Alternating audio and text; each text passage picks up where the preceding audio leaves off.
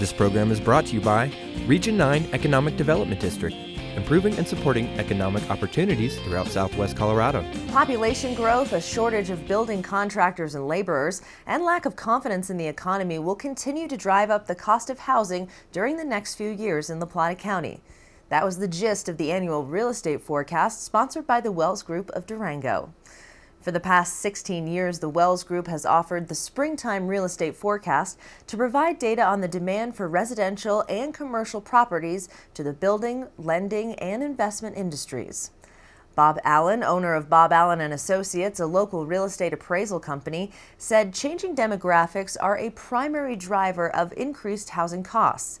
The non-working population is growing faster than the labor force in La Plata County. The influx of non-workers increases the demand for housing, but the slower growth in the working population creates a labor shortage in the building industry. As a result, the building industry can't keep up with the demand for housing. And as housing prices continue to rise, fewer laborers can afford to live in Durango. The critical issue for the local real estate market is supply is down and demand continues to be strong, and supply is down, especially at the low end, below $450,000, which makes it real hard for labor force that local businesses need. It makes it real hard for them to move here. John Wells, co-owner of the Wells Group, said the resulting pressure on the housing market makes it a good time to sell.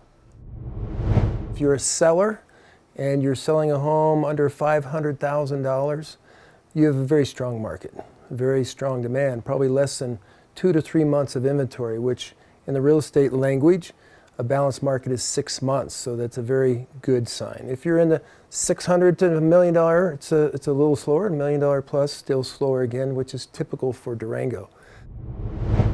Another factor that influences the residential housing market, particularly within the Durango city limits, is the availability and cost of land. Wells said recent proposals to build higher density developments on Florida Road and at the Rocket Drive-In south of Walmart should help increase the stock of attainable housing in the area.